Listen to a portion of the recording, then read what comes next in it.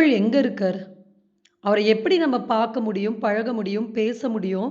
அவர எப்படி அடைய முடியும்? அப்படின்றத பத்தி, ஏதோ என்னுடைய சிற்றறிவில் என்னுடைய அப்பா, ஐயா காகுத்தன் அவர்கள் எனக்கு என்ன போதனை செய்தார்களோ, அதை அப்படியே அவர்களுடைய அருளால் இன்று நாம் அதைப் பற்றி ஒரு ஆழமான சிந்தனைக்குள் செல்வோம். சரி, இந்த மனித பிறவியுடைய நோக்கம் என்ன? அப்படின்னு ஔவையார் ஒரு பாடல்லே சொல்லியிருக்காங்க. "அரிது அரிது மானிடராதல் அரிது அதனினும் அரிது. கூன் குருடு செவிடு பேடு நீங்கி பிறத்தல் அரிது" அப்படின்றாங்க.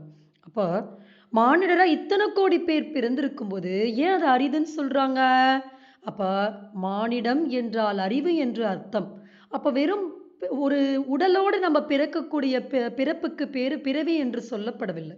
அப்போ என்று நமக்கு ஒரு அறிவு பிறக்கிறதோ, ஞானம் பிறக்கிறதோ, இறைவன் மீது மற்ற உயிர்களின் மீது அன்பு பிறக்கிறதோ, அந்த ஒரு நிலைதான் நாம் பிறந்ததற்கான அடையாளம். அப்ப அப்படி ஒரு பிறவி எடுப்பது அரிதுன்னு சொல்லியிருக்காங்க. அதனினும் அரிது ஊன் குருடுக்கு பேடு செவிடு பேடு நீங்கி பிறத்தல் அரிது அப்படின்றாங்க. அப்ப கூன் குருடு செவிடு பேடு நீங்கி பிறத்தல்னா என்ன? எல்லாருக்கும் கண் இருக்கே, நல்லதை மட்டும் பார்க்கக்கூடிய கண் வேணும். எல்லாருக்கும் காது இருக்கே, நல்லதை மட்டும் கேட்கக்கூடிய காது இருக்கணும். எல்லாருக்கும் தான் வாய் இருக்கே, நல்லதை மட்டுமே பேசக்கூடிய வாய் வேணும். அப்ப நல்லது வேற, இறைவன் வேற இல்ல அப்படின்றத எங்க அப்பா வந்து எனக்கு அடிக்கடி அதை வந்து ஆழமாக அதை பற்றி வந்து எனக்கு புரிய வச்சாங்க. இப்ப கடவுள்னா நம்ம ஏதோ தனியா ஒரு உலகத்துல கற்பனை பண்ணிட்டு இருக்கோம். கற்பனை அல்ல இறைவன். அதற்கு அப்பாற்பட்டவன். அவன் வந்து ஒரு நிகழ்காலம். நாம் நினைத்தால் அப்பா சொல்வாங்க, இப்போதே இந்த நொடியே நாம் வந்து அவரோட பேச முடியும், பழக முடியும். அத எப்படி எனக்கு புரியிற மாரி சொல்லுவாங்கன்னா, அப்பா சொல்லுவாங்க, "ஒரு இட்லி, மல்லிப்பூ சட்னி சாப்பிடுறது எனக்கு ரொம்ப ரொம்ப கஷ்டம்" அப்படிம்பாங்க. நான் நெனப்பேன், "அப்பா நான் அதுக்காக தான்ப்பா உயிரோடே இருக்கேன்" அப்படின்னு அப்ப நெனப்பேன். அப்பா சொல்லுவாங்க, "அது கஷ்டம். ஆனா ஈசனோடு பேசுவது எளிமைன்னு" சொல்லுவாங்க. அதை இப்போது நான் அனுபவமாக உணர்கிறேன். அதற்கு காரணம் அவர்கள் எனக்கு புரிய வைத்த பாஷை. ஒரு பாமரனுக்கு பாமரனாய், இந்த எளியோனுக்கு எளியோனாய் என்னுடைய தலையில் இந்த ஞானத்தை புகுத்திய பெருமையெல்லாம் அப்பா காகுத்தன் ஐயா அவர்களையே சேரும். இன்றல்ல என் உயிர் உள்ளவரை வந்து அப்பா அப்படின்னா என்னுடைய நினைவில், அறிவில், உயிரில் கலந்தது அவர்களுடைய இன்சொல் மட்டும்தான். அப்பேற்பட்ட ஒரு பெருமைக்கு உரியவர். நான் வந்து ஒரு சிற்றறிவு கூட இல்லாத ஒரு வாழ்க்கை வாழ்ந்து கொண்டிருந்தேன். எனக்கு அந்த பேரின்பத்தை ஈசனுடைய பெரும் குணங்களை எல்லாம் கிளிப்பிள்ளைக்கு சொல்வது போல எடுத்து சொன்னவர் தான் அப்பா. அப்போ கடவுள் எங்க இருக்கார் அப்படின்ற முதல் நமக்கு ஒரு பார்வை வேணும். கடவுள் எங்க இருக்கார் அப்படின்னா, சில பேர் நினைக்கிறாங்க, கடவுள் என்பவர் ஆலயத்தில் இருக்காரு, ஆகாயத்தில் இருக்கிறாரு அப்படிலாம் நினைச்சிட்டு இருப்பாங்க. அப்ப கடவுள் உண்மையா எங்க குடியிருக்காரு அப்படின்னா, ஒரு பரிசுத்தமான மனசுக்குள்ள கடவுள் இருக்காரு. அப்ப பொறக்கும்போதே யாரும் இயேசுபிரான் மாரி பொறக்கறது இல்ல. அப்ப பிறக்கும்போது, வாழும்போது ஏன் எத்தனையோ ஞானியர்கள் திருடனா இருந்து ஞானியானவங்க இருக்காங்க. இந்த ஆசை வீட்டுக்கு போயிட்டு வந்து, அத பண்ணிய தவறை உணர்ந்து திருந்தி ஞானியானவங்க இருக்காங்க. அந்த மாதிரி யாருக்கு எப்போது இறைவன் திருவருள் கிடைக்கும் அப்படின்றது நம்முடைய ஒரு அன்பு, நம்முடைய ஒரு இறைவன் மீது நமக்கு வரக்கூடிய ஒரு ஆசைதான். அதுதான் காதல்னு சொன்னாங்க. "காதலாகி கசிந்து கண்ணீர் மல்க." காதில் உள்ளே சென்றவுடன் அது காதலாக மாறும். அப்போ அந்த இறைவன் மீது நமக்கு ஒரு ஆசை வந்துருச்சு. அப்ப அப்பா சொல்லும்போது அது எப்படி சொல்லுவாங்கன்னா, "10ஓட 11வது நீ வச்சுக்கோ" அப்படிம்பாங்க. உனக்கு 10 விஷயத்து மேல ஆசை இருக்கு. அட்லீஸ்ட் 11வது விஷயமா இறைவன் மீது ஒரு ஆசை வந்துவிட்டால் கூட, அந்த 10 எல்லாம் ஓடி போயிட்டு இறைவன் மேல பத்திக்கும். அது பேர் தான் பக்தி அப்படின்னு சொன்னாங்க.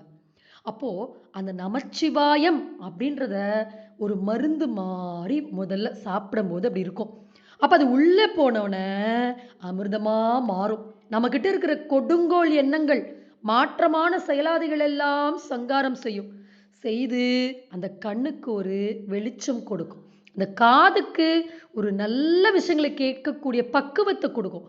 இந்த நாவு நான் வந்து பயின்றது மருத்துவம், பழகியது மருத்துவம். இன்று அந்த மருத்துவத்தை பற்றி பேசுவதற்கு கூட வாய் வரவில்லை. வாயை திறந்தாலே, அப்பா முருகா என்று தான் வருது. ஏன்னா, அவனன்றி ஒரு அணுவும் அசையாதுன்னு ஆணித்தனமாக என்னுடைய நினைவில் பதிய வைத்து விட்டார்கள். அதுதான் அந்த வேதத்தினுடைய மகிமை. வேதம் என்பது படித்தால் மட்டும் வந்துவிடக்கூடிய பொருள் அல்ல. அதோடு பழகி, அதை உணர்வோடு எடுத்து கலக்கணும். அப்போ நம்ம நெறைய குறிப்புகள்ல கூட பார்த்திருப்போம். படிக்காதவர்களுக்கு கூட ஞானம் அடைந்த வரலாறு உண்டு. அது எப்படி என்றால், அந்த வேதம் என்பதே அன்பின் ஸ்வரூபம். அப்ப எவன் ஒருவன் மக்கள் பணி செய்கிறானோ, மக்கள் நல்லா இருக்கணும் அப்படின்னு நினைக்கிறாங்களோ, யாரெல்லாம் அடுத்தவருடைய வாழ்வுக்காக பாடுபடுகிறார்களோ, அவர்களுக்கு இந்த அறிவும், ஞானமும், நல்லவைகளும் கிடைக்க வேண்டும் என்று மனமார நினைக்கிறார்களோ, அவர்கள் இதயத்திலெல்லாம் இறைவன் குடிகொண்டிருக்கிறான். அவர்கள் உருவத்திலெல்லாம் நாம் இறைவனை காண முடியும். அப்படித்தான் இந்த அடியேன் என்னுடைய வாழ்நாளில் நான் கண்ட அதிசயம்தான் அப்பா வார்த்தையிலிருந்து உதிர்த்த சொற்கள். அவை வெறும் சொற்கள் அல்ல. அவை எனக்கு அந்த இறைவனுடைய வடிவத்தை காட்டின. அப்போ அது வார்த்தைகள் நம்ம உள்வாங்கிக் கொண்டு இறைவனைப் பற்றி நாம் உருவகப்படுத்தக்கூடிய ஒவ்வொரு வார்த்தையும் அவருடைய விஸ்வரூபத்தை நமக்கு காட்டும். இப்ப கடவுள் யாருன்னு எளிமையா சொல்லணும்னா, எதெல்லாம் எல்லாருக்கும் நன்மை தருகிறதோ, அந்த எல்லா செயல்களிலும் இறைவன் இருப்பார். நம்முடைய கவலை, பயம், துக்கம் நம்மை ஆட்டி படைக்கின்ற எண்ணத்தை எல்லாம் வெல்லக்கூடிய ஒரு சக்திக்கு பேரு தான் இறைவன். அந்த மன வலிமைக்கு பேரு தான் இறைவன். அப்ப எந்த இடத்தில் நம் மனதில் இருக்கக்கூடிய எல்லா தீங்குகளும் மறைகிறதோ, நம் இறைவன் மீது கண்மூடித்தனமாக நாம் எங்கு நம்பிக்கை நமக்கு பிறக்கிறதோ, அந்த இடத்தில் பிறக்கக்கூடிய உருவத்திற்கு பேரு நீங்க வேதம்னு சொல்லலாம், அன்புன்னு சொல்லலாம், கருணைன்னு சொல்லலாம், தயவுன்னு சொல்லலாம், இரக்கம்னு சொல்லலாம், பற்றுன்னு சொல்லலாம். அப்போ அந்த ஒரு உணர்வு என்பது மனிதன் உயிருள்ள போதே பெற்றுக்கொள்ள வேண்டிய ஒரு மெய்ஞான பொருள். அது உயிர் போன பிறகு பெறவே முடியாத பொருளாகிவிடும். அப்போ நாம் வாழும் போதே நல்ல விஷயங்களை கைப்பற்றி 4 பேருக்கு நல்ல விஷயங்களை நாம் செய்து, எங்க அப்பா வாழ்ந்த வாழ்க்கை எப்பேற்பட்ட வாழ்க்கை தெரியுமா? அவர்கள் கிட்டத்தட்ட தன் வாழ்நாளில் பாதி அளவ பிறருடைய நலத்துக்காகவே வாழ்ந்தாங்க. எத்தனை பிரசங்கங்களுக்கு போயிருப்பாங்க. எத்தனை என்னைப் போல எத்தனை ஒன்றுமே தெரியாத ஒரு மடையர்கள்னு சொல்லலாம். என்னை நான் சொல்லிக் கொள்கிறேன்.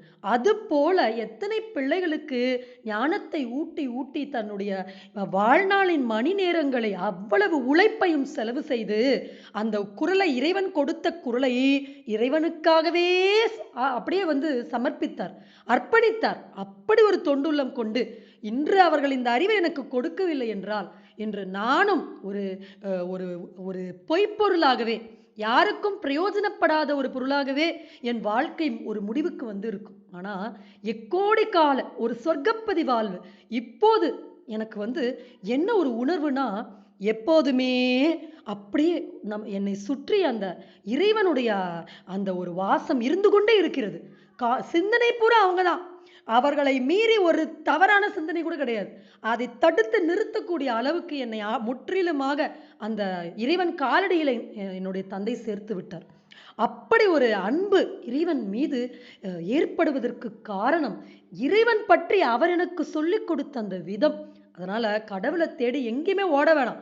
நீங்க இருக்கிற இடத்துல எல்லாருக்கும் நன்மை நினைக்கணும். அந்த நன்மை நினைப்பதற்காகத்தான் வேதத்தில் இருக்கக்கூடிய அந்த தர்மத்தை நாம் பயில்கிறோம். இது நல்லவை, இது தீயவை, இதை செய்யணும், இது செய்யக்கூடாது அப்படின்னு நம்ம கற்றுக்கொள்ளக்கூடிய பாடத்திற்கு பேர் தான் வேதம். அதை நாம் எளிமையாக நாம் எல்லோருக்கும் கிடைக்கக்கூடிய கல்வியாக இறைவன் வச்சிருக்கார். இப்ப எந்த மதமும் எந்த ஜாதியும் அதற்கு தடை கிடையாது.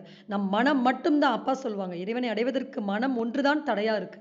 அந்த மனதை வெல்வதற்கு முற்றிலுமா இறைவன் மீது நம்பிக்கை கொண்டால் நமக்கு எல்லாத்தையும் அவரே சொல்லிக் கொடுப்பார். எல்லா வழியும் அவரே காட்டுவார்.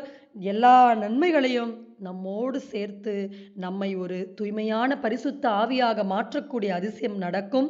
இது யான் பெற்ற இன்பம் பெருக இவ்வையகம். இந்த அழகிய வாய்ப்பை இப்படி பேசக்கூடிய அறிவை எனக்கு வழங்கிய அப்பா காகுத்தன் அவர்களை, இந்த உயிர் உள்ளவரை என்றும் மறவாது, அவர்கள் சொல்லிக் கொடுத்த பாதையிலிருந்து சற்றும் விலகாது நான் இந்த வாழ்வை நான் அவர்களிடத்திலேயே நான் வாழ வேண்டும் என்று இறைவனை வேண்டிக் கொண்டு, இந்த வாய்ப்பளித்த இறைவனுக்கு இந்த பெருவாய்ப்பை அளித்த இறைவனுக்கு நன்றி தெரிவித்துக் கொண்டு விடைபெறுகிறேன். நன்றி, வணக்கம்.